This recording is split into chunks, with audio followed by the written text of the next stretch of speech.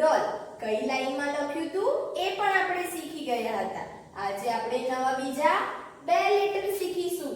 E for elephant. Elephant એટલે હાથી અને F for fish. Fish એટલે માછલી. અહીંયા એલિફન્ટ નું ચિત્ર પણ દોરેલું છે અને ફિશ નું પણ ચિત્ર દોરેલું છે. તમે બધાએ એલિફન્ટ પણ જોયો છે અને ફિશ પણ જોઈ છે. તો આજે આપણે E for elephant સ્મોલ લેટરમાં કઈ રીતે લખીશું એ શીખીશું. કઈ લાઈનમાં લખીશું એ શીખીશું. તો અહીંયા ડોટ વડે E for elephant લખેલો છે. તો આપણે પહેલા શીખીશું. તો અહીંયા C for cat એટલે કે રાઈટ સાઈડ કર્વ બનાવીશું અને પછી લેફ્ટ સાઈડ નાનો કર્વ બનાવીશું એટલે બની જશે E for elephant. અહીંયા એલિફન્ટ નો સ્પેલિંગ લખેલો છે ELEPHANT. એલિફન્ટ એટલે હાથી. અહીંયા હાથીનું ચિત્ર છે. તો આપણે આ 4 લાઈન છે એમાં E for elephant કઈ લાઈનમાં મેં અહીંયા ઉપર લખેલું છે? બંને બ્લુ લાઈનની વચ્ચે લખેલું છે. એ જ રીતે આપણે નીચે પણ ડોટ વડે શીખીશું. તો પહેલા હું ડોટ કરીશ. એ ડોટને જોઈન્ટ કરતો આપણે E for elephant શીખીશું. તો બંને બ્લુ લાઈનની વચ્ચે હું ડોટ કરું છું. એ ડોટ વડે આપણે E for elephant લખતા શીખીશું.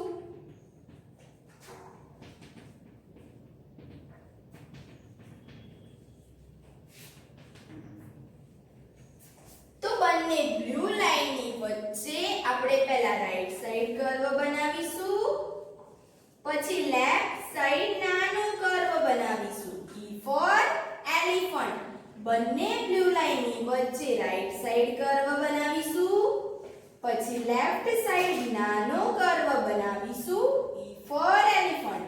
બંને બ્લુ લાઈનની વચ્ચે રાઈટ સાઈડ કર્વ બનાવીશું પછી લેફ્ટ સાઈડ નાનો કર્વ બનાવીશું. E for elephant. બંને બ્લુ લાઈનની વચ્ચે રાઈટ સાઈડ કર્વ બનાવીશું પછી લેફ્ટ સાઈડ નાનો કર્વ બનાવીશું. E for elephant. ફરીથી બંને બ્લુ લાઈનમાં રાઈટ સાઈડ કર્વ બનાવીશું પછી લેફ્ટ સાઈડ નાનો કર્વ બનાવીશું. E for elephant. અહીંયા આપણે વધારે ડોટ થી શીખ્યા. હવે આપણે બે ડોટ કરીશું. એ ડોટ બંને બ્લુ લાઈનમાં કરીશું. એક ઉપરની બ્લુ લાઈનમાં અને બીજો ડોટ નીચેની લાઈનમાં. તો અહીંયા હું બે ડોટ કરું છું. બંને બ્લુ લાઈનમાં જ કરવાના છે. એક ઉપરની બ્લુ લાઈન અને નીચેની બ્લુ લાઈન. એ ડોટ જોઈન્ટ કરતા આપણે પહેલા કર્વ બનાવીશું રાઈટ સાઈડનો કર્વ.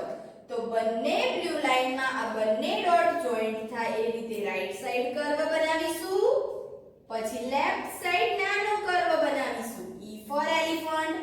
આ બંને ડોટ જોઈન્ટ થાય એ રીતે રાઈટ સાઈડ કર્વ બનાવીશું પછી લેફ્ટ સાઈડ નાનો કર્વ બનાવીશું. E for elephant.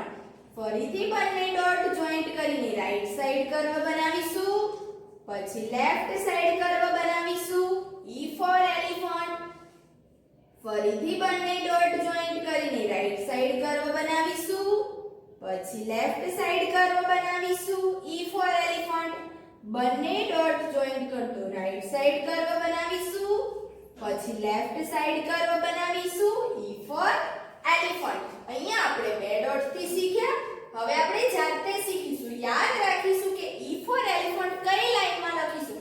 તો બંને બ્લુ લાઈનની વચ્ચે જ આપણે E for elephant લખવાનો છે.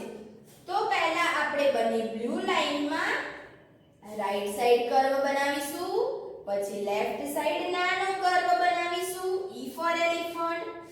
બંને બ્લુ લાઈનની વચ્ચે રાઈટ સાઈડ કર્વ બનાવીશું પછી લેફ્ટ સાઈડ નાનો કર્વ બનાવીશું. E for elephant. ફરીથી બંને બ્લુ લાઈનની વચ્ચે રાઈટ સાઈડ કર્વ પછી લેફ્ટ સાઈડ નાનો કર્વ. E for elephant. ફરીથી બંને બ્લુ લાઈનની વચ્ચે રાઈટ સાઈડ કર્વ અને લેફ્ટ સાઈડ નાનો કર્વ. E for elephant. ફરીથી બંને બ્લુ લાઈનની વચ્ચે રાઈટ સાઈડ કર્વ પછી લેફ્ટ સાઈડ નાનો કર્વ. E for elephant. આ જ રીતે આપણે નીચે પણ શીખીશું. ઉપરની બ્લુ લાઈનની વચ્ચે રાઈટ સાઈડ કર્વ, પછી નાનો left side curve E for elephant, ફરીથી બંને બ્લુ લાઈનની વચ્ચે રાઈટ સાઈડ કર્વ અને નાનો left side curve E for elephant, ફરીથી બંને બ્લુ લાઈનની વચ્ચે રાઈટ સાઈડ કર્વ અને બ્લુ લાઈનમાં લેફ્ટ સાઈડ નાનો કર્વ E ફોર એલિફન્ટ, ફરીથી બંને બ્લુ લાઈનની વચ્ચે રાઈટ સાઈડ કર્વ અને લેફ્ટ સાઈડ નાનો કર્વ E ફોર એલિફન્ટ, ફરીથી બંને બ્લુ લાઈનની વચ્ચે રાઈટ સાઈડ કર્વ અને લેફ્ટ સાઈડ નાનો કર્વ E ફોર એલિફન્ટ. આપણે E ફોર એલિફન્ટ લખતા શીખી ગયા. હવે આગળનો લેટર શીખીશું. અહીંયા મેં F ફોર ફિશ એ ડોટ વડે લખેલું છે. અહીંયા ફિશ નું ચિત્ર દોરેલું છે. ફિશ એટલે માછલી. તમે બધાએ માછલી જોઈ છે. તો આપણે આ ડોટ વડે પહેલા જોઈન્ટ કરીશું. કઈ રીતે લખીશું એ શીખીશું. તો પહેલા સ્ટેન્ડિંગ લાઈન બનાવીશ, પછી ઉપરની તરફ નાનો કર્વ બનાવીશ, પછી સ્લીપિંગ લાઈન બનાવીશ. F for fish. તો F ફોર ફિશ કઈ લાઈનમાં આપણે લખીશું? મેં અહીંયા લખ્યું છે પિંક લાઈન થી બ્લુ લાઈનમાં લખેલું છે.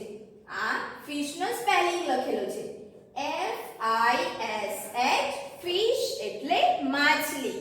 તો પિંક લાઈન થી બ્લુ લાઈન ની અંદર આપણે F ફોર ફિશ અહીંયા લખતા શીખીશું. તો પહેલા ડોટ કરીશું. એ ડોટ ને આપણે જોઈન્ટ કરતા F ફોર ફિશ લખીશું. તો પિંક લાઈન થી બ્લુ લાઈન ની અંદર આપણે લખીશું. તો અહીંયા હું ડોટ કરું છું. પિંક લાઈન થી બ્લુ લાઈન ની અંદર આપણે F ફોર ફિશ લખીશું.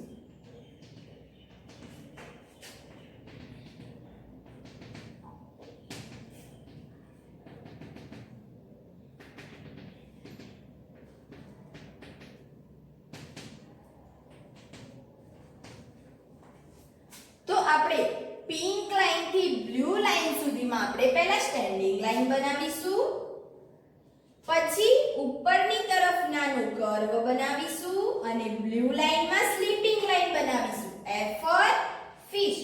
ફરીથી પિંક લાઈન થી બ્લુ લાઈનમાં સ્ટેન્ડિંગ લાઈન બનાવીશું, પછી ઉપરની તરફ નાનું કર્વ બનાવીશું અને બ્લુ લાઈનમાં સ્લીપિંગ લાઈન બનાવીશું. F for fish. ફરીથી પિંક લાઈન થી બ્લુ લાઈનમાં સ્ટેન્ડિંગ લાઈન બનાવીશું, પછી ઉપરની તરફ કર્વ નાનો બનાવીશું અને બ્લુ લાઈનમાં સ્લીપિંગ લાઈન બનાવીશું. F for fish. ફરીથી પિંક લાઈન થી બ્લુ લાઈનમાં સ્ટેન્ડિંગ લાઈન, પછી ઉપરની તરફ નાનો કર્વ અને બ્લુ લાઈનમાં sleeping line. F for fish. ફરીથી પિંક લાઈન થી બ્લુ લાઈનમાં સ્ટેન્ડિંગ લાઈન, પછી ઉપરની તરફ નાનો કર્વ અને બ્લુ લાઈનમાં sleeping line. F for fish. અહીંયા આપણે વધારે ડોટ થી શીખ્યા. હવે આપણે બે ડોટ કરીશું. તો એક પિંક લાઈનમાં ડોટ કરીશ અને બ્લુ લાઈનમાં ડોટ કરીશ. તો અહીંયા હું બે ડોટ કરું છું. એ બે ડોટ જોઈન્ટ કરીને આપણે પહેલા સ્ટેન્ડિંગ લાઈન બનાવીશું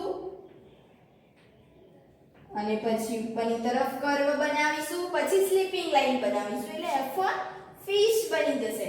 તો પિંક લાઈન થી બ્લુ લાઈનમાં પહેલા સ્ટેન્ડિંગ લાઈન, પછી ઉપરની તરફ કર્વ અને પછી બ્લુ લાઈનમાં sleeping line. F for fish. ફરીથી પિંક લાઈન થી બ્લુ લાઈનમાં સ્ટેન્ડિંગ લાઈન, પછી ઉપરની તરફ નાનું કર્વ અને બ્લુ લાઈનમાં sleeping line. F for fish. ફરીથી પિંક લાઈન થી બ્લુ લાઈનમાં સ્ટેન્ડિંગ લાઈન, ઉપરની તરફ નાનું કર્વ અને બ્લુ લાઈનમાં sleeping line. F for fish. ફરીથી આપણે પિંક લાઈન થી બ્લુ લાઈનમાં સ્ટેન્ડિંગ લાઈન, પછી ઉપરની તરફ નાનું કર્વ અને બ્લુ લાઈનમાં sleeping line. F for fish. ફરીથી પિંક લાઈન થી બ્લુ લાઈનમાં સ્ટેન્ડિંગ લાઈન, પછી ઉપરની તરફ નાનું કર્વ અને બ્લુ લાઈનમાં sleeping line. F for fish. અહીંયા આપણે વધારે ડોટ થી શીખ્યા. અહીંયા આપણે બે ડોટ થી શીખ્યા. હવે આપણે જાતે શીખીશું. તો યાદ રાખીશું કે પિંક લાઈન થી બ્લુ લાઈનમાં આપણે લખવાનું છે. તો પિંક લાઈન થી બ્લુ લાઈનમાં પહેલા સ્ટેન્ડિંગ લાઈન બનાવીશું, પછી ઉપરની તરફ નાનું કર્વ બનાવીશું અને બ્લુ લાઈનમાં સ્લીપિંગ લાઈન બનાવીશું. F for fish. ફરીથી પિંક લાઈન થી બ્લુ લાઈન માં સ્ટેન્ડિંગ લાઈન, ઉપરની તરફ નાનું કર્વ, બ્લુ લાઈન માં sleeping line. F for fish. ફરીથી પિંક લાઈન થી બ્લુ લાઈન માં સ્ટેન્ડિંગ લાઈન, ઉપરની તરફ નાનું કર્વ અને sleeping line. F for fish. ફરીથી પિંક લાઈન થી બ્લુ લાઈન માં સ્ટેન્ડિંગ લાઈન, ઉપરની તરફ નાનું કર્વ અને બ્લુ લાઈન માં sleeping line. F for fish. ફરીથી પિંક લાઈન થી બ્લુ લાઈન માં સ્ટેન્ડિંગ લાઈન, ઉપરની તરફ નાનું કર્વ અને બ્લુ લાઈન માં સ્લીપિંગ લાઈન. આ જ રીતે આપણે નીચે પણ જાતે કરીશું. તો પિંક લાઈન થી બ્લુ લાઈન માં સ્ટેન્ડિંગ લાઈન, ઉપરની તરફ નાનું કર્વ અને બ્લુ લાઈન માં sleeping line. F for fish. ફરીથી પિંક લાઈન થી બ્લુ લાઈન માં સ્ટેન્ડિંગ લાઈન, ઉપરની તરફ નાનું કર્વ અને બ્લુ લાઈન માં sleeping line. F for fish. ફરીથી પિંક લાઈન થી બ્લુ લાઈન માં સ્ટેન્ડિંગ લાઈન, ઉપરની તરફ નાનું કર્વ અને બ્લુ લાઈન માં sleeping line. F for fish. ફરીથી પિંક લાઈન થી બ્લુ લાઈન માં સ્ટેન્ડિંગ લાઈન, ઉપરની તરફ નાનું કર્વ અને બ્લુ લાઈન માં sleeping line. F for fish. ફરીથી પિંક લાઈન થી બ્લુ લાઈન માં સ્ટેન્ડિંગ લાઈન, ઉપરની તરફ નાનું કર્વ અને બ્લુ લાઈન માં sleeping line. F for fish. આજે આપણે આ બે લેટર શીખ્યા. E for elephant અને F for fish. આ બંને તમારી વર્કબુકમાં આપેલા છે ચિત્ર. તો એમાં તમારે કલર પૂરવાના છે અને આ બંને વર્કબુકમાં